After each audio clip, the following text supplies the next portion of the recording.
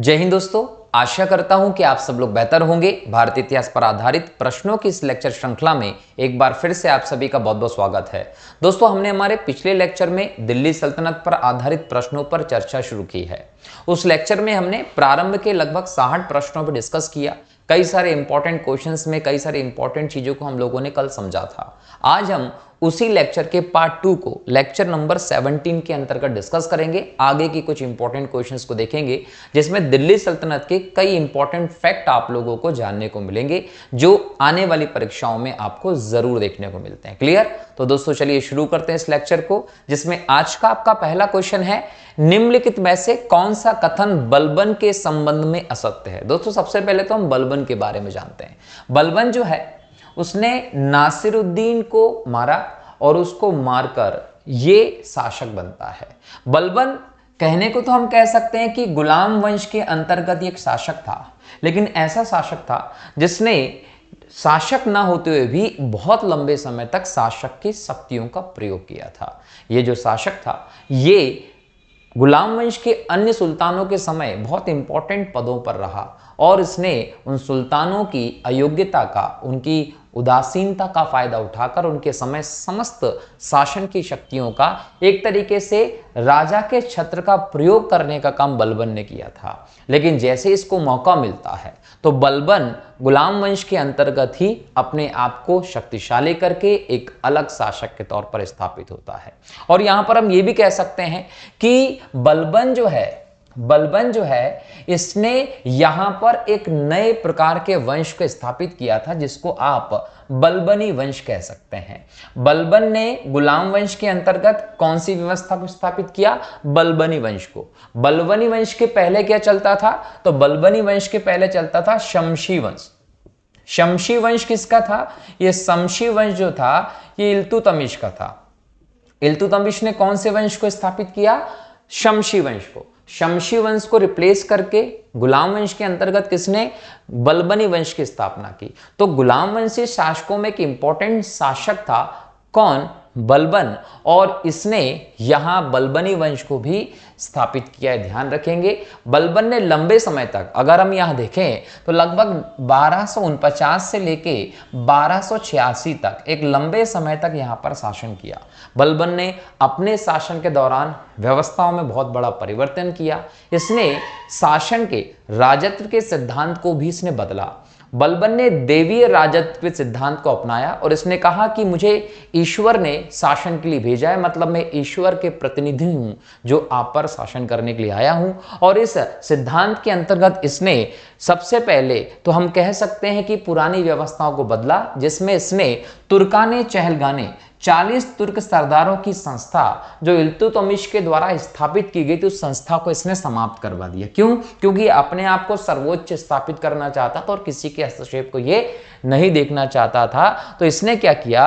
40 तुर्क सरदारों के इस दल को, तुर्काने चहलगाने को समाप्त कर दिया। इसके अलावा कानून व्यवस्था की बहाली के लिए इसने लौह रक्त की नीति को अपनाया था। तो यह भी याद रखिए कि लौह रक्त की नीति का पालन करने वाला सुल्तान कौन था? तो वो बलबन था। इसके अलावा इसने सैन्य व्यवस्था के सुधारों पर भी इंपॉर्टेंट ध्यान दिया। इसने सैन्य व्यवस्था को सुदृढ़ करने पर ध्यान दिया और इसके लिए दीवाने अर्ज नामक एक सैन्य विभाग भी बनवाया था। तो यहां पर अगर प्रश्न की बात करें कि कौन सा गलत है बलबन के संबंध में, तो इनमें से कोई नहीं, मतलब ये सभी के सभी कथन जो है वो सत्य है। बलबन ने तुर्काने चहलगाने को समाप्त किया, बलबन ने लौह रक्त की नीति को अपनाया, बलबन ने दीवाने अर्ज नाम का सैन्य विभाग भी स्थापित करवाया।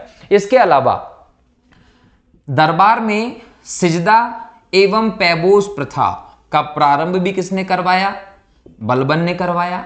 इसके अलावा नवरोज त्योहार जो है वो मनाने की शुरुआत भी अपने दरबार में किसने करवाई?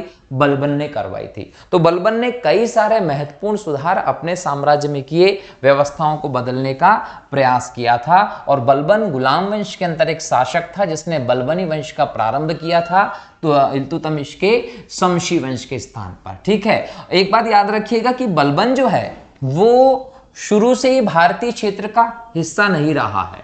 अगर हम ये बोलें कि बलबन की भारतीय क्षेत्र में एंट्री कैसे हुई थी, तो याद रखें कि सबसे पहले एक व्यक्ति है जिसका नाम है ख्वाजा जमालुद्दीन, ख्वाजा जमालुद्दीन वसरी। ये ख्वाजा जमालुद्दीन वसरी नाम का एक व्यक्ति था। इसने एक मंडी से, अफगानिस्तान के क्षेत्र से बलबन को खरीदा था। और जब इस क्षेत्र पे इल्तुतमिश ने स्ट्राइक की थी तो इल्तुतमिश ने इसको जलालुद्दीन वसरी से खरीद लिया था। और बलबन को इल्तुतमिश कहां लेकर आ गया? इल्तुतमिश बलबन को दिल्ली ले आया था, बराबर। और दिल्ली जब लेकर आया तो यहां पर इंपॉर्टेंट पदों पर बलबन जो है उसको इल्तुतमिश नियुक्त करता है। इसके अलावा यह भी याद रखिएगा कि जब हम देखते हैं कि ग्वालियर पर इल्तुतमिश ने लगभग 1231 पर आक्रमण किया था। समझना है, इल्तुतमिश ने 1231 के आसपास ग्वालियर पर आक्रमण किया था। और ग्वालियर पर आक्रमण करने के बाद यहां एक और चीज देखिए कि ग्वालियर पर आक्रमण करने के बाद इसने उज्जैन पर भी आक्रमण किया था और उज्जैन के मंदिर को, महाकाल के मंदिर को भी लगभग 1234 के आसपास ध्वस्त कर दिया था। तो यहां पर आप बलबन को साथ देखते हैं कि बलबन जो है वो इल्तुतमिश के साथ दिखाई पड़ता है। ठीक है, तो इस प्रकार से हमें बलबन की व्यवस्था देखने को मिलती है कि बलबन इल्तुतमिश के साथ कैसे आया। उसके बाद से बलबन गुलाम वंशी सेना में एक इंपॉर्टेंट पदों पर रहने लगा। ये बहराम शाह के शासनकाल में रहा, ये रजिया सुल्तान के शासनकाल में रहा, ये रुकनुद्दीन के समय रहा, ये लंबे समय तक अलग अलग शासन के समय पर रहा। नासिरुद्दीन जब गुलाम वंश का शासक बना तो उसकी साथ बलबन ने अपनी पुत्री की शादी करा दी थी। तब जाकर नासिरुद्दीन ने बलबन को उलुग खां की उपाधि दी थी। और कहीं ना कहीं यहां पर यह भी याद रखिए कि बलबन को नायब का पद भी प्रदान किया था। तब से कहीं ना कहीं बलबन और ज्यादा सशक्त हो गया। यहां पर एक और चीज देखने को मिलती है, जब नासिरुद्दीन का शासन था तो बलबन ने उसकी स्थिति को देखते उसे धीमा जहर देना शुरू कर दिया था, जिसके बाद एक दिन उसकी मृत्यु हो जाती है। और उसकी मृत्यु के बाद ही बलबन जो है वो गुलाम वंश का शासक बनता है। ठीक है, नासिरुद्दीन महमूद कौन था, इन सब के बारे में हम आगे डिस्कस करने वाले हैं। यहां पर बलबन की स्थिति क्लियर हुई। आगे बढ़े, अगला प्रश्न है, दिल्ली पर शासन करने वाले निम्न वंशों का सही क्रम क्या है? तो सबसे पहले गुलाम वंश आता है, जिसको हम मामलुक वंश के नाम से भी जानते हैं। ये कुतुबुद्दीन ऐबक के द्वारा स्थापित किया गया था और ये 1206 से 1290 तक रहता है। ठीक है, इसके बाद हम देखें तो खिलजी वंश दिखाई पड़ता है। जलालुद्दीन खिलजी ने गुलाम वंश के अंतिम शासक कैक्योमर्श की हत्या की और उसे मारकर 1290 में खिलजी वंश की स्थापना की, जो 1320 तक रहता है, जिसमें अलाउद्दीन खिलजी जैसा क्रूर शासक भी हुआ। और अगर हम खिलजी वंश की बात करें तो सल्तनत काल में सबसे कम समय तक अगर शासन करने वाला कोई वंश था तो वो खिलजी वंश ही था। ठीक है, खिलजी वंश गया तो इसकी जगह पर आता है तुगलक वंश। तुगलक वंश की स्थापना हुई 1320 में। 1320 में किसने की? गाजी मलिक नामक व्यक्ति ने। और ये गाजी मलिक किस नाम से गद्दी पर बैठा था? गयासुद्दीन तुगलक के नाम से गद्दी पर बैठा था और यहां से तुगलक वंश की नींव रखी जाती है। 1320 से लगभग 1414 तक तुगलक डायनेस्टी का शासन रहता है। और दिल्ली सल्तनत की सर्वाधिक समय तक, याद रखिएगा, सर्वाधिक समय तक अगर किसी ने शासन किया है दिल्ली सल्तनत में तो वो तुगलक शासन किया है। सबसे बड़ा साम्राज्य अगर दिल्ली सल्तनत का किसी के समय रहा है तो वो तुगलक शासक मोहम्मद बिन तुगलक के समय रहा है। सबसे ज्यादा विद्वान शासक की बात करें तो वो तुगलक समय का मोहम्मद बिन तुगलक रहा है, ये ध्यान रखेंगे। तुगलकों के बाद सैयद वंश देखने को मिलता है। 1414 से 1451 तक सैयद वंश का शासन रहता है। तुगलक वंश के अंतिम शासक को हराकर जो खिज्र का होता है वो सैयद वंश की स्थापना करता है और अंत में 1451 से लेकर 1526 तक लोदी वंश की स्थापना होती है बहलोल लोदी के द्वारा। बहलोल लोदी जो खुद गिलजाई कबीले का था, उसने कबीलाई शासन पद्धति के आधार पर एक अफगान शासन व्यवस्था स्थापित की लोदी शासन के अंतर्गत, जिसके अंदर सिकंदर लोदी जैसा कट्टर शासक भी दिखाई पड़ता है, जिसने 1504 में आगरा की स्थापना की थी। इसके बाद इब्राहिम लोदी जो है वो लोदी वंश का अंतिम शासक भी था और इब्राहिम लोदी सल्तनत काल का अंतिम शासक भी था, जिसका 1526 में बाबर के साथ पानीपत का युद्ध होता है। और इस पानीपत के पहले युद्ध में इब्राहिम लोदी युद्ध भूमि में लड़ता हुआ मारा जाता है और बाबर के द्वारा भारत में मुगल साम्राज्य की स्थापना की जाती है और 1526 में सल्तनत काल का अंत हो जाता है। ठीक है, इब्राहिम लोदी युद्ध भूमि में लड़ता हुआ मारा जाने वाला सल्तनत काल का एकमात्र शासक था, यह भी ध्यान रखेंगे। तो सल्तनत काल का पहला शासक कौन? ऐबक, गुलाम वंश का। और सल्तनत काल का पहला वंश कौन? गुलाम वंश। सल्तनत काल का अंतिम शासक कौन? इब्राहिम लोदी। कौन से वंश का? अंतिम वंश था लोदी वंश, ये याद रखेंगे। ठीक है, तो इस प्रकार से यहां से कुछ प्रश्न मुझे ऐसा लगता है कि देखने को मिल सकते हैं एग्जाम में। कई सारे पहले यहां से एग्जाम में प्रश्न आपको देखने को आए होंगे, एग्जाम में पहले भी ये क्वेश्चन आया हुआ है। तो मैंने यहां पर आपको सभी चीजों के बारे में डिटेल में चीजें बता दी हैं। कहीं ना कहीं से जो हमने डिस्कशन किया वहां से क्वेश्चन जरूर देखने को मिल सकता है। ठीक है, अगला प्रश्न है, मोहम्मद गौरी के आक्रमणों का निम्न में से कौन सा परिणाम नहीं हुआ था? तो ध्यान रखेंगे कि मोहम्मद गौरी के आक्रमणों का अगर हम परिणाम की बात करें तो पंजाब से लेकर बंगाल तक फिर से उत्तरी भारत एक केंद्रीय सत्ता के अधीन हो गया था, यह गलत है। मोहम्मद गौरी के आक्रमण के बाद भारत में इस्लाम का प्रसार हुआ, भारत में मुस्लिम साम्राज्य की पहली बार कहीं स्थापना हुई, भारत में एक प्रकार से नई संस्कृति या एक नई व्यवस्था का आगमन, बहुत सारी चीजें हुई। परंतु ये नहीं कहा जा सकता कि पंजाब से लेकर बंगाल तक फिर से उत्तर भारत है केंद्रीय सत्ता के अधीन आ गया था। ऐसी कोई केंद्रीय सत्ता हमें दिखाई नहीं की थी, याद रखिएगा। ठीक है, तो ये आपका उत्तर हो जाता है। अगला प्रश्न है, तुर्की द्वारा राजपूतों को पराजित करने के निम्न में से कौन से कारण थे? तो याद रखिएगा कि तुर्कियों के द्वारा राजपूतों को अगर पराजित किया गया तो उसका एक कारण था समाज का पृथकतावादी एवं अनुदार होना। इस समय एकता का अभाव था, इस समय आप अपने एक स्वाभिमान में रहते थे। और यहां पर यह भी देखने को मिला कि पृथकतावादिता थी, एक शासक के खिलाफ दूसरे शासक ने गौरी जैसे लोगों का साथ दिया था। और ऐसी कहीं ना कहीं चीजें जो रही वो हमारे लिए कारण बनी कि राजपूत शासक हार गए थे। दूसरा ये कि असमानता पर आधारित जाति व्यवस्था जो थी उसने हमारी व्यवस्था को कमजोर किया, जिससे हम हारे।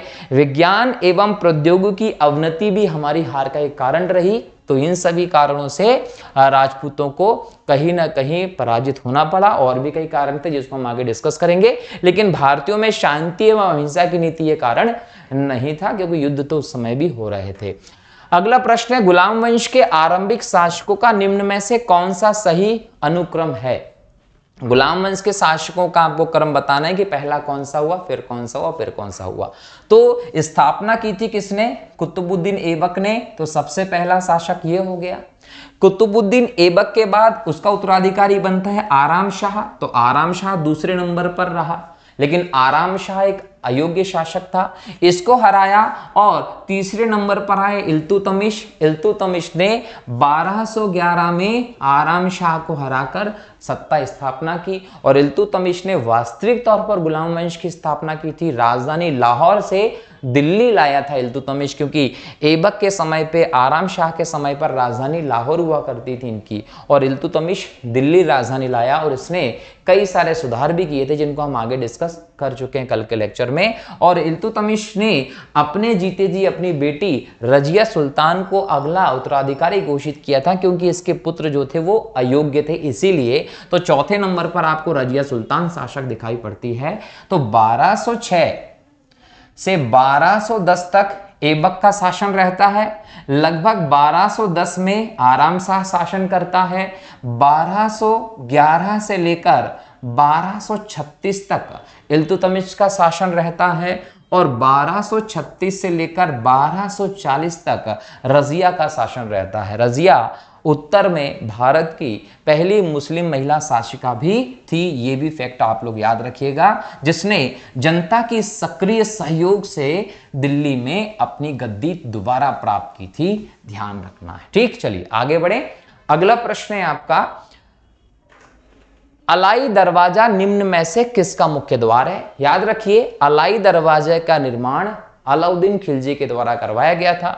और ये कुतुब मीनार का कुतुब मीनार का दक्षिण की तरफ से मुख्य द्वार माना जाता है। याद रखिएगा, कुतुब मीनार का दक्षिण की तरफ से एक मुख्य द्वार माना जाता है। यहां पर आपको कुतुब मीनार परिसर जो है, कुतुब मीनार परिसर जो है, यहीं पर आपको एक मस्जिद देखने को मिलेगी जिसका नाम है कुव्वत उल इस्लाम मस्जिद। और कुव्वत उल इस्लाम मस्जिद के दक्षिण की तरफ से जो मुख्य द्वार है वो अलाई दरवाजा है, जहां से आप यहां पर प्रवेश करते हैं। और दिल्ली के सुल्तान अलाउद्दीन खिलजी, अलाउद्दीन खिलजी याद रखिए, अलाउद्दीन खिलजी की अगर हम बात करें तो इसका वास्तविक नाम क्या था? अली गुरसप। अली गुरसप इसका वास्तविक नाम था। और अपने चाचा और ससुर जलालुद्दीन खिलजी को 1296 में हत्या करके इसने गद्दी प्राप्त की थी। किलो खेरी के किले में पहले राज्याभिषेक कराया, फिर 1298 में बलबन के लाल महल में राज्याभिषेक करवाया था। और इसने लगभग 1311 के आसपास अलाई दरवाजे का निर्माण भी करवाया था। और यह भी याद रखिएगा कि इसमें बलुआ पत्थर का उपयोग हुआ है अलाई दरवाजे को निर्माण करने में, और इसमें सजावट का जो काम हुआ है उसमें संगमरमर का इस्तेमाल किया गया है। तो अलाउद्दीन खिलजी के समय एक इमारत जो बनवाई गई उसको आप अलाई दरवाजे के तौर पे जानते हैं, जो कि कुतुब मीनार का दक्षिण से प्रवेश द्वार भी माना जाता है। ठीक है, अलाउद्दीन खिलजी के बारे में मैंने कल के लेक्चर में कई सारी चीजें डिस्कस की थी, आप लोगों ने वो सुनी होगी, उसको नोट किया होगा, जिसमें हमने बाजार व्यवस्था, मूल्य नियंत्रण प्रणाली आदि के बारे में बात किया था। आज भी कुछ और चीजें देखेंगे उससे संबंधित आने वाले प्रश्नों में। सूची 1 को सूची 2 से मिलाना है। अब सूची 1 और सूची 2 से मिलाना है तो एक तरफ दिया है कर के नाम और एक तरफ दिया उनका संबंध। तो हिंदुओं द्वारा दिया जाने वाला भूमि कर खराज कहलाता था। खराज वो कर था जो हिंदुओं के द्वारा भूमि कर के तौर पे लिया जाता था। जनरली क्या होता था कि इस्लाम का प्रसार करना होता था। अब इस्लाम का अगर आपको प्रसार करना है तो जो मुस्लिम शासक होते थे वो खराज की जो दर होती थी वो उच्च रखते थे। उच्च दर का मतलब ये था कि 50% से ज्यादा हिंदुओं से ये कर वसूला जाता था, और कई ज्यादा, ताकि दबाव में आकर हिंदू क्या करें? इस्लाम धर्म को स्वीकार कर ले। वही अगर हम युद्ध की लूट का 1/5 भाग की बात करें तो ये खुम्स होता था। खम्स जिसको हम कहते थे कि लूट के माल में सुल्तान का हिस्सा खम्स कहलाता था, जिसमें समय समय पर दर में परिवर्तन हुआ था। ये आपको ध्यान रखना है। और ये परिवर्तन किसने किया था? अलाउद्दीन खिलजी ने किया था। मुस्लिमों द्वारा दिया जाने वाला भूमि कर क्या कहलाता था? तो मुस्लिमों के द्वारा जो भूमि कर दिया जाता था उसे कहते थे आप उस्र। अब जो उस्र होता था ना, ये 1/4 या 25% या 30% इतना तक ही होता था। मतलब ये कम होता था। क्यों? क्योंकि ये मुसलमानों से भूमि कर लिया जाता था, और ये ज्यादा लिया जाता था क्योंकि हिंदुओं से लिया जाता था, और हिंदू मुस्लिम बन जाए इस प्रकार की व्यवस्था देखने को मिलती थी। मुसलमानों पर लगने वाला आर्थिक कर जकात कहलाता था। ये आप लोगों को ध्यान रखना। तो इस प्रकार से सल्तनत काल में अगर हम बात करें तो ये प्रमुख कर व्यवस्था हमें दिखाई पड़ती है, जो पूरे मुस्लिम साम्राज्य के अंतर्गत हमें लंबे समय तक देखने को मिला है। ठीक है, आगे बढ़े। अगला प्रश्न है, इब्राहिम लोदी के बारे में निम्न में से सत्य नहीं है। क्या सत्य नहीं है वो देखना है। तो याद रखिए, क्रूर एवं निरंकुश शासक था, बिल्कुल था। इब्राहिम लोदी एक क्रूर शासक था, एक निरंकुश शासक था। नंबर 2, अफगान अमीरों की खिलाफत की थी, बिल्कुल सही, इसने अफगान अमीरों की खिलाफत की थी। महान निर्माता एवं कला का पुजारी था, और दौलत खां ने काबुल के शासक बाबर को इब्राहिम लोदी को हराने के लिए बुलाया था। ये भी सही है, ये भी सही है, और ये भी सही है। अगर सही नहीं है तो वो महान निर्माता और कला का पुजारी था, इसने कुछ भी नहीं बनवाया। बल्कि मैं ये कहता हूं कि इब्राहिम लोदी सल्तनत काल का भी अंतिम शासक रहा और लोदी वंश का भी अंतिम शासक रहा। और इब्राहिम लोदी बहुत ही शंकालु प्रवृत्ति का व्यक्ति था। इसको अपने हर एक करीबी पर शक होता था, और इसलिए हर एक व्यक्ति इसका दुश्मन हो गया था। और इसी के चलते कहीं ना कहीं हम बोले इसके विरोध में गुट बन गया, जिसने बाबर को इसके खिलाफ बुलाया, और बाबर से पानीपत के पहले युद्ध में हारा और युद्ध भूमि में मारा गया इब्राहिम लोदी। ये ध्यान रखेंगे। ठीक है, आगे बढ़े। अमीर खुसरो के संबंध में निम्न में से कौन से कथन सत्य हैं, इसके बारे में आपको बताना है। ठीक है, सूफी संत शेख निजामुद्दीन औलिया का शिष्य था, बिल्कुल। अमीर खुसरो सूफी संत शेख निजामुद्दीन औलिया का शिष्य था। जलालुद्दीन फिरोज खिलजी के दरबारी कवि था, यह भी सही है कि जलालुद्दीन खिलजी के दरबारी कवि के तौर पर भी काम किया था। इन्होंने भारतीय वाद्य यंत्र वीणा और ईरानी वाद्य यंत्र तंबूरी, मतलब दो अलग अलग संस्कृति के अलग अलग यंत्रों को मिलाकर सितार का आविष्कार किया था। तो सितार का आविष्कारक इनको माना गया, ये भी सही है। इन्होंने ख्याल गायकी का आविष्कार किया था, ये भी सही। मतलब ये सभी के सभी कथन जो हैं वो अमीर खुसरो के बारे में सही है। और आप ये सभी के सभी फैक्ट्स को अगर याद कर लेंगे तो एग्जाम में अगर सेम क्वेश्चन नहीं आया तो हो सकता है कि ये पूछ ले ख्याल गायकी का आविष्कार किसने किया, अमीर खुसरो ने। सितार का आविष्कार किसने किया, अमीर खुसरो ने। तो इस प्रकार के क्वेश्चन आपको आ सकते हैं। अगर हम अमीर खुसरो के बारे में और चीजें देखें तो लगभग 1253 के आसपास इनका जन्म होता है, एटा उत्तर प्रदेश में। जन्म कहां होता है, एटा यूपी में इनका जन्म होता है। और अगर मृत्यु की बात करें तो 1325 ईस्वी में दिल्ली में अमीर खुसरो की मृत्यु होती है। अमीर खुसरो की हम बात करें दोस्तों तो सबसे बड़ी बात जो फैक्ट एग्जाम में बार बार आया है वो ये कि इन्होंने गुलाम वंश के शासक हों प्लस खिलजी वंश के शासक हों प्लस तुगलक वंश के शासक हों, इन सभी वंश, तीनों वंश के समय पर यह मौजूद रहा।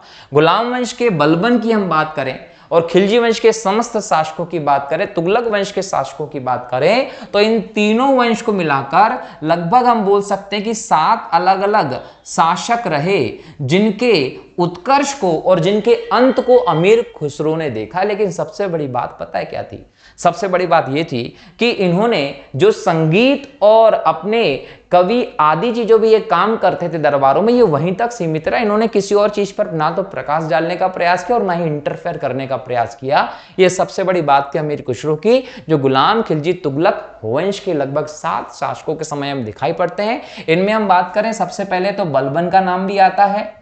अगर हम बात करें तो यहां पर आप मोहम्मद का नाम भी देखते हैं। अगर हम यहाँ पर देखें तो केकूबाद का नाम भी देखते हैं। अगर हम यहाँ देखें तो जलालुद्दीन खिलजी का नाम भी आ जाएगा, अलाउद्दीन खिलजी का नाम भी आ जाएगा और मुबारक शाह खिलजी का नाम, गयासुद्दीन तुगलक का नाम, इन सभी शासकों का नाम आ जाएगा जिनके समय पर आप अमीर खुसरो को देखते हैं। तो बलबन से लेके गयासुद्दीन तुगलक तक के शासकों में हम देखें तो हमें अमीर खुसरो का संबंध दिखाई पड़ता है। इन सभी का शासन अमीर खुसरो ने देखा था। ठीक है, ये ध्यान रखना है आप लोगों को। आगे अमीर खुसरो से संबंधित और फैक्ट हम बात करेंगे जैसे क्वेश्चन आएगा तो। ठीक है, चलिए आगे बढ़े। अगला प्रश्न है, दिल्ली सल्तनत के पतन के लिए निम्न में से कौन से कारण उत्तरदायी थे? दुर्बल प्रशासन, बिल्कुल सही। दिल्ली सल्तनत में शासन व्यवस्था जो थी वो अच्छी नहीं रही, जिसके चलते इसका पतन हुआ। तैमूर का आक्रमण, तैमूर लंग जो उज्बेकिस्तान समरकंद का शासक था, तुर्की था, इसने लगभग 1398 के आसपास भारत में दिल्ली पर आक्रमण किया। आक्रमण बहुत भीषण था, कई लोगों को मारा, संपत्ति को लूटा, आसपास के क्षेत्रों को तबाह किया, मंदिरों को तबाह किया और इसने बहुत बड़े स्तर पर सल्तनत काल के शासकों को प्रभावित किया था, जिसका परिणाम सल्तनत काल के पतन के तौर पर भी देखने को हमें मिलता है। इसके अलावा अधिग्रहण की स्पष्ट नीति का अभाव, ये तीनों के तीनों कारण जो थे वो दिल्ली सल्तनत के पतन के कारण के तौर पर देखते हैं। मिश्रित संस्कृति का उदय पतन का कारण जनरली नहीं हो सकता। ये तीनों कारण हमें देखने को मिलने दिल्ली सल्तनत के पतन के पीछे। निम्न में से किसका आक्रमण भारत पर किया गया द्वितीय तुर्क आक्रमण था? तो याद रखेंगे कि सबसे पहले महमूद गजनवी ने हमारे ऊपर आक्रमण किया, जो पहला तुर्क आक्रमण कहलाता है। और इसके पहले हम जाएं तो महमूद गजनवी के समय अगर हम देखें तो सुबुक्तगीन जब शासक हुआ करता था, इसके समय महमूद गजनवी ने पहला आक्रमण किया था तुर्की। तो तुर्की आक्रमण करवाने वाला पहला शासक सुबुक्तगीन, करने वाला कौन था? महमूद गजनवी। और उसके बाद हम मोहम्मद गौरी को देखते हैं, जिसने न केवल भारत पर आक्रमण किया बल्कि यहां हम ये चीज भी देखते हैं कि इसने भारत में एक साम्राज्य भी स्थापित करवाया था। ठीक है, चलिए आगे बढ़ते हैं। अगला प्रश्न है, मोहम्मद गौरी किस वंश का शासक था? तो शंसवनी वंश का शासक था मोहम्मद गौरी, जिसने 1175 पे मुल्तान पे, 1178 पर गुजरात पर, 1190 में भटिंडा पर, 1191 में तराइन का युद्ध किया, 1192 में तराइन का दूसरा युद्ध किया, 1194 में चंदावर का युद्ध किया। इसके बाद हम बात करें 1195 में भीम द्वितीय से गुजरात में युद्ध करके हार गया। ये सब चीजें याद रखेंगे। ठीक है, और बाद में 1202 में जब गौर प्रदेश के शासक की मृत्यु हो गई तो 1202 में मोहम्मद गौरी सुल्तान बना। सुल्तान बनने के बाद लगभग 1206 के आसपास गौरी की मृत्यु होती है। मरने से पहले भारत में अपने क्षेत्र में उत्तराधिकारी के तौर पर कुतुबुद्दीन ऐबक को नियुक्त कर गया था मोहम्मद गौरी, ये भी आप लोगों को ध्यान रखना है। मोहम्मद गौरी को किस अन्य नाम से जाना जाता था? तो शहाबुद्दीन भी इसको कहा गया था, मुइनुद्दीन भी कहा गया था, मोहम्मद बिन साम भी कहा गया था। सभी नाम मोहम्मद गौरी के थे। ठीक है। मोहम्मद गौरी ने 1175 में भारत पर पहला आक्रमण किस राज्य के खिलाफ किया था? मुल्तान के खिलाफ किया था, याद रखेंगे। ठीक है। भारत का वह पहला शासक कौन था जिसने मोहम्मद गौरी को पराजित किया था? तो सोलंकी वंश का शासक भीम सेकंड जब गुजरात के शासक थे तो 1178 पे गौरी का गुजरात पर आक्रमण हुआ था और गुजरात पर गौरी की हार हुई, जिसके बाद उसने अपनी भारत पर आक्रमण की नीति को बदला और पश्चिम से नहीं उत्तर पश्चिम से आक्रमण करते हुए 1189 में भटिंडा को जीता, जिसके बाद उसकी सीमा साम्राज्य की जो थी वो पृथ्वीराज चौहान जी की सीमा से लगी और बाद में तराइन के पहले युद्ध में पृथ्वीराज चौहान ने इसको हराया और 1192 में तराइन के दूसरे युद्ध में गौरी ने पृथ्वीराज चौहान को हराया था। लेकिन यहां पर अगर हम देखें तो पहला शासक जिसने मोहम्मद गौरी को हराया था वो सोलंकी वंश के शासक भीम सेकंड थे, जो गुजरात पर शासन कर रहे थे। मोहम्मद गौरी एवं पृथ्वीराज चौहान के बीच विवाद के मूल में क्या था? भटिंडा पंजाब का क्षेत्र था जिसे गौरी ने जीत लिया था। कहीं ना कहीं इसके बाद गौरी और पृथ्वीराज के बीच में युद्ध चालू होता है। मोहम्मद गौरी का सर्वाधिक महत्वपूर्ण भारतीय आक्रमण कौन सा था? याद रखेंगे तराइन का दूसरा युद्ध जो था, तराइन का दूसरा युद्ध गौरी का सबसे महत्वपूर्ण भारतीय आक्रमण था, जो 1192 में हमें देखने को मिलता है, जिसमें पृथ्वीराज की हार हुई थी, याद रखेंगे। और इस हार के पीछे कारण के तौर पर जयचंद जैसे कहीं ना कहीं धोखेबाज भारतीय शासक देखने को मिलते हैं, जिन्होंने गौरी का साथ भारतीय पृथ्वीराज चौहान के खिलाफ दिया था।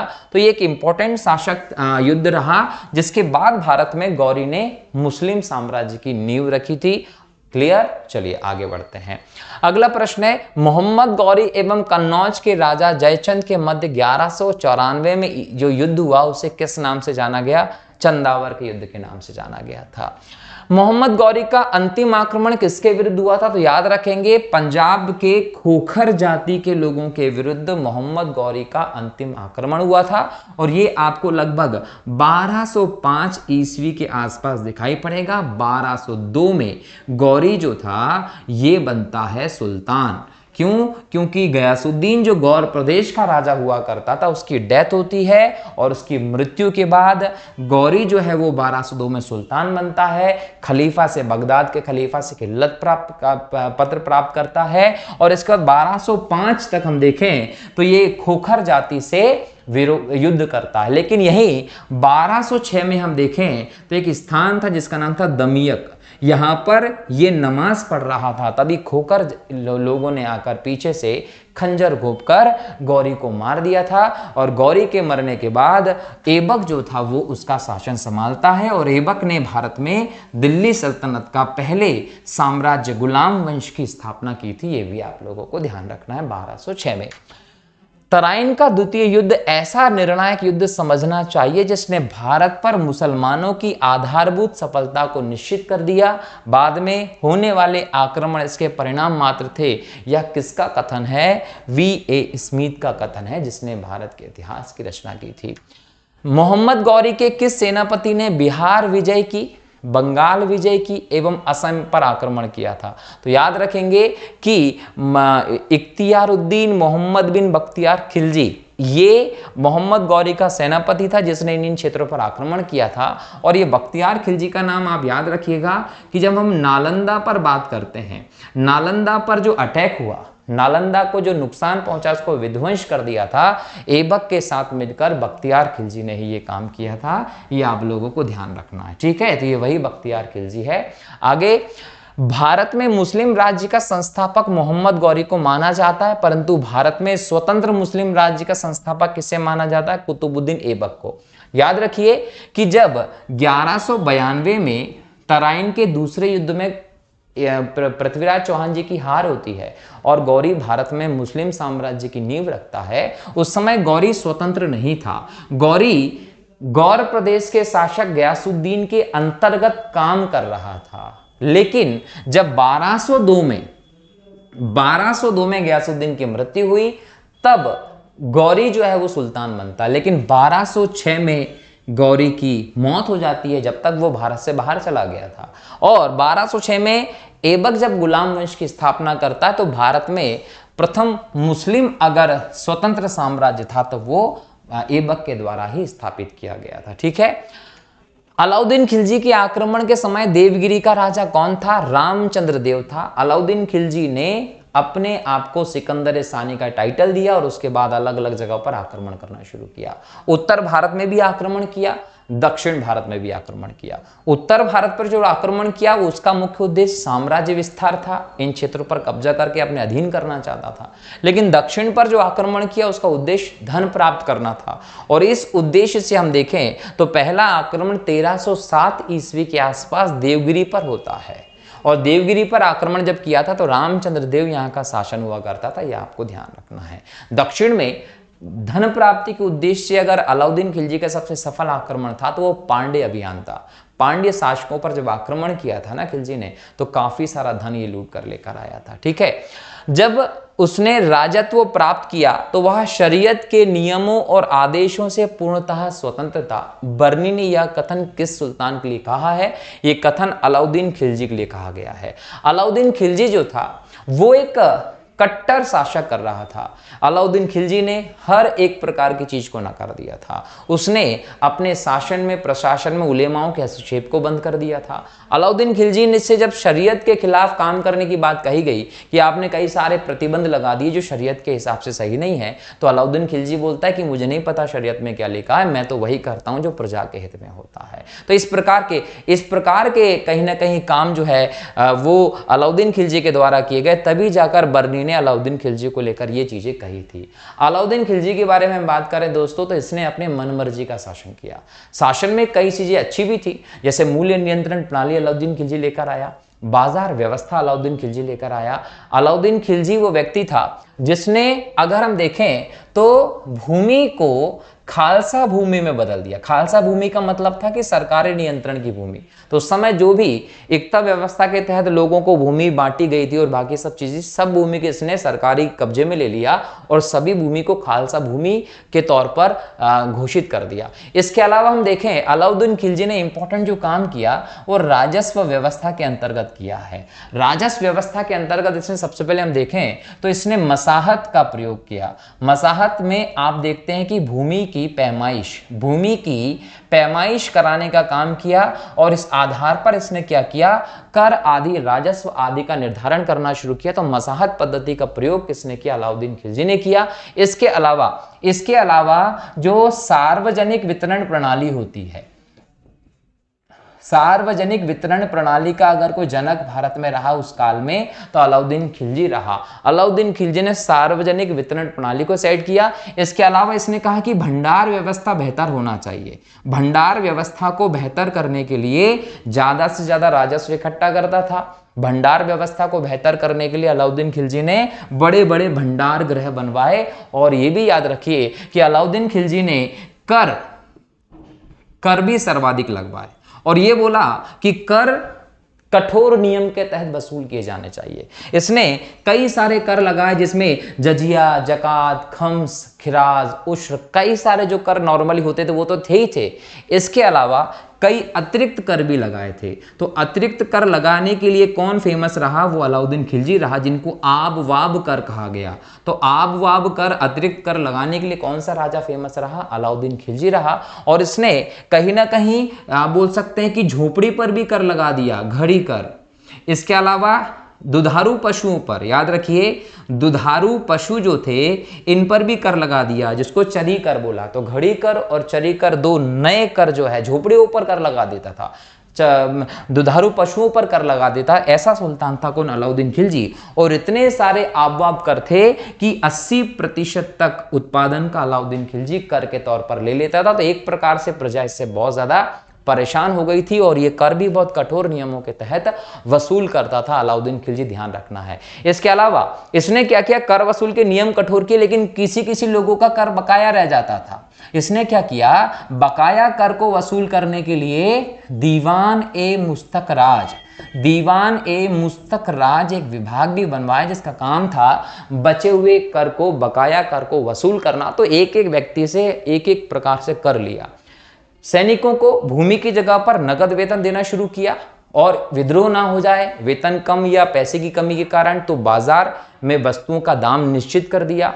अगर कोई बेईमानी करता, कम तोलता है, तो शरीर से मांस काट लेने का आदेश दिया, जिसके कारण बेईमानी, भ्रष्टाचार पर अंकुश लगा। इसने मंडी बनवाई, जिन मंडियों में इसने कहीं ना कहीं बोल सकते हैं गल्ला मंडी हो। इसके अलावा हम बात कर लेते हैं कि इसने जो मंडी बनवाई उनमें कई सारे अधिकारी बनवा दिए। तो एक प्रकार की अच्छा सिस्टम जो अलाउद्दीन खिलजी लेकर आता है बाजार व्यवस्था की दृष्टि से हम देखें, और उस समय इतने बड़े लेवल पर से काम किए। लेकिन देखा जाए तो शासक तो क्रूर था, और एक प्रकार से प्रजा इसके समय हमें खुश दिखाई नहीं पड़ती है, और इस्लामिक व्यवस्था में इसने एक अलग ही शासन किया है, ये ध्यान रखना है, जहां से एग्जाम में आपको कई सारे प्रश्न देखने को मिल सकते हैं। ठीक है, चलिए आगे बढ़ते हैं।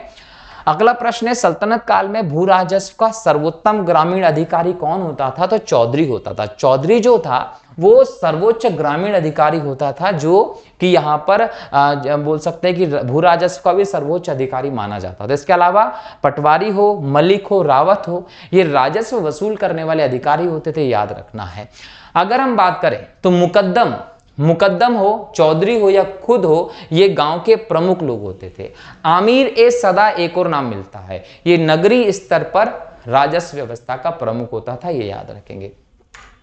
तैमूर के आक्रमण के बाद भारत में किस वंश का राज स्थापित हुआ? तो याद रखिए, तैमूर लंग ने 1398 ईस्वी में आक्रमण किया था। तैमूर एक तुर्क था और बहुत क्रूर व्यक्ति था, जिसने करोड़ों लोगों को अपने जीवन में मार दिया था, और अपने साम्राज्य को बहुत बड़े स्तर तक इसने विस्तृत किया था।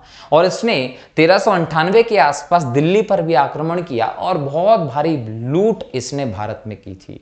याद रखिए, तैमूर की एक पहचान हो गई थी कि जहां पर भी आक्रमण करता था, युद्ध में जितने भी सैनिक मारता था, उन सैनिकों की गर्दनें काट देता था, और उनकी गर्दनों की एक मीनार या दीवार बना देता था। जहां से ये गुजरता था वहां पर मारकर लोगों को पेड़ों पर, रास्तों पर निशान के तौर पर उनकी मुंडी लगा देता था। तो जहां पर भी ऐसी मुंडी दिखती थी, लोगों को यह लगने लगता था कि तैमूर का आक्रमण हुआ है। और ये पूरे मुगल काल में ये परंपरा रही है, मुगलों की एक निशानी हो गई थी। मतलब बाबर ने पानीपत के युद्ध में जितने लोगों को मारा, उन सबकी गर्दन हटाकर मीनारें बना दी। हुमायूं ने जब युद्ध किया, उसने भी गर्दन हटाकर मीनारें लगा दी। अकबर के समय पे भी कभी बार ये देखने को मिला, औरंगजेब के समय भी देखने को मिला। तो इनकी एक पूरी एक निशानी सी हो गई थी कि इस प्रकार की व्यवस्था के तहत ये लोग चलते थे। तैमूर वास्तविक तौर पर हम देखें तो समरकंद, आज का उज्बेकिस्तान का शासक था, और इसने भारत के दिल्ली पर आक्रमण किया था। जैसे ही तैमूर का भारत पर आक्रमण होता है, तो इसने क्या किया, इसके बाद सैयद वंश की भारत में नींव होती है, क्योंकि जब ये आक्रमण करता है तो भारत में तुगलक वंश का शासन होता है। और नासिरुद्दीन महमूद तुगलक जो होता है, वो तैमूर के आक्रमण के समय भारत में शासक होता है। जैसे तैमूर का आक्रमण हुआ तो तुगलक वंश की पूरी व्यवस्था चरमरा गई, और कहीं ना कहीं मौका पाकर सैयद वंश की स्थापना खिज्र खां कर देता है। लेकिन खिज्र खां स्वतंत्र तौर पर शासन नहीं करता, ये अपने आप को समरकंद के शासक शाहरुख का प्रतिनिधि बताता है, और रैयत आला की उपाधि धारण करता है, जिसका मतलब होता है किसानों का हितैषी। तो इस प्रकार से सैयद वंश का स्थापना खिज्र खां के द्वारा की जाती है, जो कि तैमूर के आक्रमण के बाद भारत में स्थापित होने वाला शासक था। और ये कहीं ना कहीं तैमूर के वंशजों से संबंधित थे, उनके प्रतिनिधि के तौर पर भी दिखाई पड़ते थे। निम्नलिखित में से किस सुल्तान के दरबार में सबसे अधिक गुलाम थे? तो याद रखेंगे फिरोज शाह तुगलक के समय पे सबसे ज्यादा गुलाम थे। ये कहा जाता है कि लगभग 1,80,000 के आसपास गुलामों की संख्या फिरोज शाह तुगलक के समय दिखाई पड़ती है। अगर हम देखें दोस्तों, मोहम्मद बिन तुगलक 1451 में मर जाता है, ठीक है, सॉरी 1351 में मोहम्मद बिन तुगलक का शासन खत्म। अब मोहम्मद बिन तुगलक के शासन की समाप्ति के बाद हम देखें तो उसका चचेरा भाई उसका चचेरा भाई होता है, ये चचेरा भाई जो होता है उसको सुल्तान बना दिया जाता है। अब ये चचेरा भाई सुल्तान जो बनता है इसका नाम क्या होता है? फिरोज तुगलक। तो फिरोज मोहम्मद बिन तुगलक का चचेरा भाई था जो 1351 से लेकर 1388 तक शासन करता है। इसका 2 बार राज्याभिषेक होता है। एक बार हम बात करें तो मार्च 1351 में देखें तो इसने थट्टा, ये थट्टा कहां है? ये सिंध में है, यहां इसने पहला राज्याभिषेक करवाया। जब इसने थट्टा सिंध में राज्याभिषेक कराया तो सिंध में था और कहीं ना कहीं दिल्ली में सुल्तान होना था, तो यहां पर ख्वाजा जहां नामक एक व्यक्ति ने यहां पर एक बच्चे को सुल्तान बना दिया था। मोहम्मद बिन तुगलक के मरने के बाद दिल्ली में किसी दूसरे व्यक्ति को मौका पाकर सुल्तान बना दिया गया, लेकिन उत्तराधिकारी कौन बना? फिरोज शाह तुगलक, जिसने मार्च 1351 में थट्टा सिंध में अपना राज्याभिषेक कराया। जब फिरोज शाह तुगलक दिल्ली आया तो उसने देखा कि दिल्ली में कोई और सुल्तान बना दिया गया है, तो उस बच्चे को हटाया और उसको कुछ नहीं किया, उसको छोड़ दिया। और उसके बाद पुनः लगभग मैं बात करूं तो अगस्त 1351 में पुनः फिरोज तुगलक ने दिल्ली में अपना राज्याभिषेक करवाया था। तो 2 बार राज्याभिषेक हुआ था फिरोज तुगलक का। फिरोज तुगलक जो था इसके बारे में ये कहा जाता है कि यह राजपूत माता की संतान था। इसकी माता जो थी वो राजपूत थी। फिर बाद में इसने अपने आप को मुस्लिम उलेमाओं धर्मगुरुओं के हिसाब से कट्टर दिखाना शुरू किया।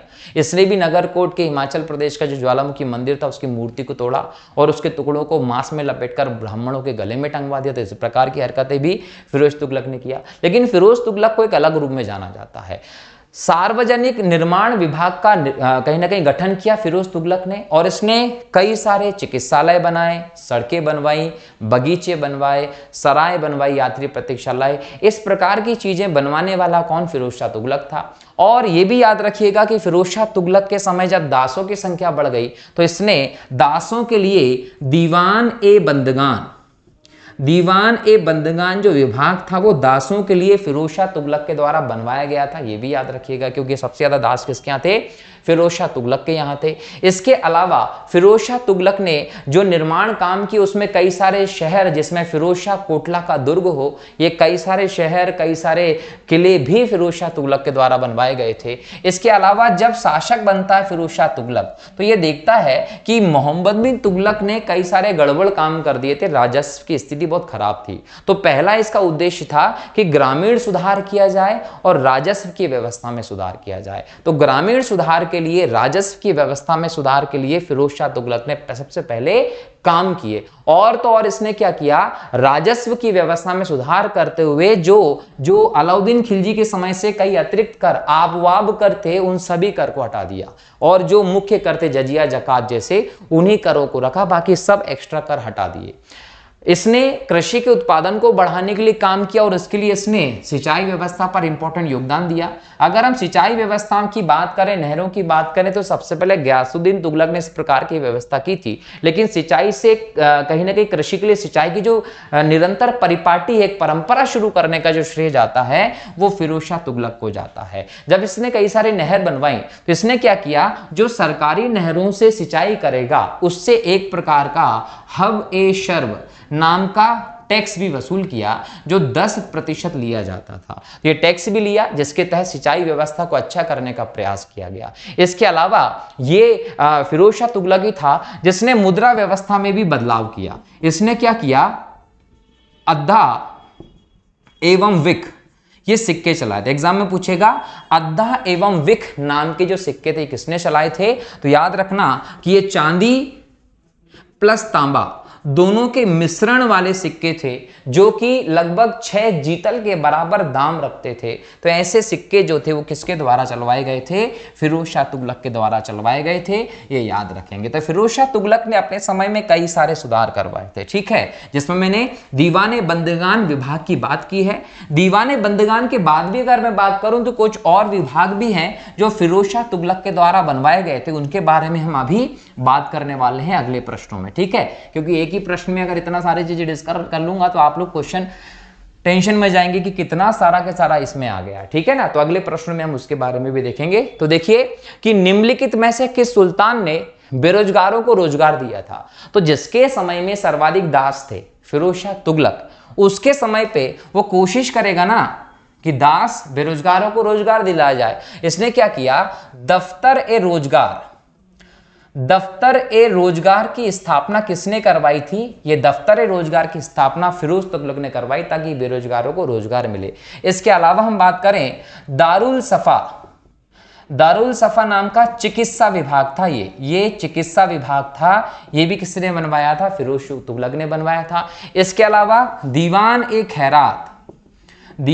खैरात भी बनवाया, जिसमें महिलाओं विधवाओं आदि को पेंशन देने का काम भी किया जाता था। तो इस प्रकार के जो डिपार्टमेंट्स हैं वो फिरोज शाह तुगलक ने बनवाए और इनके तहत कई सारे काम भी किए थे। तो ये फिरोज शाह तुगलक के समय उठाए गए इंपॉर्टेंट कदम थे, जो कि मोहम्मद बिन तुगलक का चचेरा भाई था और मोहम्मद बिन तुगलक के बाद शासक बनता है। अगला प्रश्न है, निम्नलिखित में से किस सुल्तान ने फलों की गुणवत्ता सुधारने के लिए उपाय किए थे? तो वो था फिरोज तुगलक। फिरोज तुगलक ने अपने सार्वजनिक निर्माण विभाग के अंतर्गत लगभग 1200 से ज्यादा बगीचे बनवाए फलों के लिए, और फलों के गुणवत्ता में सुधार के लिए इसने काम भी किया था, ये याद रखेंगे। ठीक है, अगला प्रश्न है, नालंदा विश्वविद्यालय के विनाश का कारण था? तो दोस्तों याद रखेंगे, मुस्लिम शासक थे जिनके कारण नालंदा विश्वविद्यालय का विनाश हुआ, जिसमें कुतुबुद्दीन ऐबक और बख्तियार खिलजी थे, जिन्होंने कहीं ना कहीं इस विद्यालय में न केवल घुसकर इसको खत्म किया बल्कि इसके सारे ग्रंथों में आग लगा दी थी। ठीक है, अगला प्रश्न है, तबकात ए नासिरी का लेखक कौन था? तो याद रखेंगे, मिनहाज उस सिराज जो था, इसने तबकात ए नासिरी की रचना की। यह तबकात ए नासिरी जो है एक फारसी ग्रंथ है, और इस ग्रंथ में जो अलाउद्दीन खिलजी और कुतुबुद्दीन ऐबक और बख्तियार खिलजी ने नालंदा पर अटैक किया उसके बारे में इसमें बताया गया। मोहम्मद गौरी की किस प्रकार से भारत में शासन स्थापित हुआ उसके बारे में इसमें बताया गया। ऐबक के शासन के बारे में कई सारी इंपॉर्टेंट जानकारी जो है वो आपको मिनहाज उस सिराज के इस ग्रंथ से मिलती है, जिसका नाम था तबकात ए नासिरी, जो फारसी में लिखा गया। अगर हम मिनहाज उस सिराज की बात करें तो याद रखिए 1193 के आसपास अफगानिस्तान में मिनहाज उस सिराज की कहीं ना कहीं बोल सकते हैं जन्म हुआ, और इल्तुतमिश ने जब यहां आक्रमण किया था कुबाचा के खिलाफ, तब इल्तुतमिश अपने साथ इसको दिल्ली ले आया था और इसको अपना संरक्षण दिया। जब इल्तुतमिश ने 1231 में ध्यान रखिएगा, जब इल्तुतमिश ने 1231 में ग्वालियर पर आक्रमण किया था, तो ये उस समय साथ में गया था। एग्जाम में पूछता है कि ग्वालियर पर आक्रमण के समय इल्तुतमिश किस लेखक को साथ में लेकर आया था? तो मिनहाज उस सिराज को लेकर आया था। इसके बाद याद रखिएगा कि मिनहाज उस सिराज जो रहा वो रजिया के समय, बहराम शाह के समय, इसके अलावा हम बोल सकते हैं रुकनुद्दीन फिरोज के समय, नासिरुद्दीन के समय, सबके समय रहता है, और बलबन के समय इसकी मृत्यु हो जाती है, याद रखेंगे। ठीक है, क्लियर। और नासिरुद्दीन महमूद जो था, याद रखिए, नासिरुद्दीन महमूद जो था उसके शासनकाल को दिल्ली का सबसे बेहतर शासन घोषित किया था मिनहाज उस सिराज ने, ये ध्यान रखिए। अगला प्रश्न है, अलाई दरवाजा का निर्माण किस सुल्तान ने करवाया था? तो अलाउद्दीन खिलजी ने करवाया था, लगभग 1311 के आसपास। कुतुबुद्दीन ऐबक की राजधानी क्या थी? कुतुबुद्दीन ऐबक की राजधानी लाहौर थी, जिसको इल्तुतमिश दिल्ली लेकर आया था। अलाउद्दीन खिलजी के प्रसिद्ध सेनापति में किसकी मंगोलों के विरुद्ध लड़ते हुए मृत्यु हो गई थी? जफर खां। याद रखें, सबसे ज्यादा मंगोल आक्रमण अलाउद्दीन खिलजी के समय हुए थे। पहला 1297 में कादर खां के सेनापति ने किया था। निम्नलिखित में से कौन भूमि उत्पाद पर लगने वाले करों को इंगित करता है? तो याद रखिए, भूमि उत्पाद पर जो कर लगते थे उसके बारे में हमें सिर्फ यहां अगर हम देखें तो खुम्स जो था वो लूट के माल पर आधारित था। यहां अगर हम बात करें दोस्तों तो उस्र जो है ये मुस्लिमों से लिया जाने वाला कर था। ये किससे लिया जाता था? मुस्लिम से लिया जाता था। अगर यहां खराज की बात करें तो ये गैर मुस्लिम से लिया जाता था। गैर मुस्लिम से भूमि कर जो लेते थे वो खराज था। इसके अलावा उस्र जो मुस्लिमों से लिया जाता था। और मुक्तई क्या था? मुक्तई जो है वो कर निर्धारण की एक मिश्रित व्यवस्था थी। तो यहां पर मुक्तई भी भूमि कर से संबंधित है, उत्पाद पर लगने वाले करों से संबंधित है, उसर भी और खराज भी है। खुम्स नहीं है, क्योंकि खम्स जो है ये लूट के माल में सुल्तान के हिस्से की बात करता था, तो लूट के माल में सुल्तान के हिस्से की बात करता था खुम्स, तो उसको अलग कर देंगे। पहला, तीसरा, चौथा आपका सही उत्तर हो जाएगा। अगला प्रश्न है, तुगलकनामा के रचनाकार का नाम क्या है? तो अमीर खुसरो ने तुगलकनामा नामक रचना की और गयासुद्दीन तुगलक के बारे में इसमें बात की थी। भारत में मोहम्मद गौरी ने किसको प्रथम अख्ता प्रदान किया था? कुतुबुद्दीन ऐबक को। ठीक है। किस सुल्तान के काल में खालसा भूमि अधिक पैमाने पर विकसित हुई थी? तो अलाउद्दीन खिलजी ने समस्त निजी भूमि को खालसा भूमि अर्थात सरकारी भूमि में तब्दील कर दिया था। सल्तनत काल के सिक्के टंका, शशगनी एवं जीतल किस धातु के बने थे? तो टंका भी चांदी का था, शशगनी भी चांदी का था और जीतल तांबे का था। टंका की बात अगर करूं और जीतल की बात करूं, ये दोनों के दोनों सिक्के जो थे वो इल्तुतमिश के द्वारा शुरू किए गए थे। ठीक है। और यहां पर टंका जो था वो 175 ग्रेन का होता था, 175 ग्रेन का चांदी का जो सिक्का होता था टंका, ये इल्तुतमिश के द्वारा शुरू किया गया था। अगर मैं शशगनी की बात करूं तो ये फिरोज तुगलक ने शुरू किया था और ये 6 जीतल के बराबर एक सिक्का होता था, चांदी का सिक्का होता था, ये याद रखेंगे। तो ये चांदी का सिक्का टंका था, चांदी का सिक्का शशगनी था और जीतल था तांबे का। टंका और जीतल की शुरुआत इल्तुतमिश ने की थी और फिरोज शाह तुगलक ने शशगनी सिक्का चलाया था। यहां एक और चीज याद रखिएगा कि फिरोज तुगलक ने अद्दा और विक नाम के सिक्के भी चलाए थे, जो चांदी और तांबे के मिश्रण से बने होते थे। अमीर खुसरो ने किसके विकास में अग्र भूमिका निभाई थी? खड़ी बोली। खड़ी बोली के विकास में अमीर खुसरो ने बहुत इंपॉर्टेंट भूमिका निभाई और इनके योगदान के कारण इन्हें तूतीय हिंद, है ना, भारत का तोता, तूतीय हिंद भी कहा गया था। और इनका मूल नाम जो है वो था हसन। याद रखिएगा, अगर पूछ लिया जाए कि अमीर खुसरो का मूल नाम क्या था तो अबुल हसन, अबुल हसन जो है वो इनका मूल नाम था, ये आप लोगों को ध्यान रखना है। तूतीय हिंद किसको कहा गया? तूतीय हिंद अमीर खुसरो को कहा गया था, ये याद रखना। ठीक है, चलिए आगे बढ़े। अगला प्रश्न है, तैमूर लंग ने किसके काल में भारत पर आक्रमण किया था? नासिरुद्दीन महमूद तुगलक के समय तैमूर लंग ने 1398 में आक्रमण किया था। सल्तनत काल की 2 प्रमुख मुद्राओं का पता निम्नलिखित कूट से करें। याद रखिए 2 प्रमुख मुद्राएं थी, टंका और जीतल, जो इल्तुतमिश ने शुरू की थी। टंका चांदी का था, जीतल तांबे का सिक्का था। भारत में पोलो खेल कौन लेकर आए थे? तुर्की लेकर आए थे। कुतुबुद्दीन ऐबक घोड़े से पोलो खेलते समय गिर गया था, जिसको चौगान नाम दिया गया था। किसने एक तरफ संस्कृत मुद्रा लेख के साथ चांदी के सिक्के निर्गत किए थे? तो महमूद गजनबी था जिसने एक तरफ संस्कृत मुद्रा लेख के साथ चांदी के सिक्के किए थे और मोहम्मद गौरी ने लक्ष्मी, देवी लक्ष्मी की आकृति वाले सिक्के जारी किए थे, याद रखेंगे। ठीक है।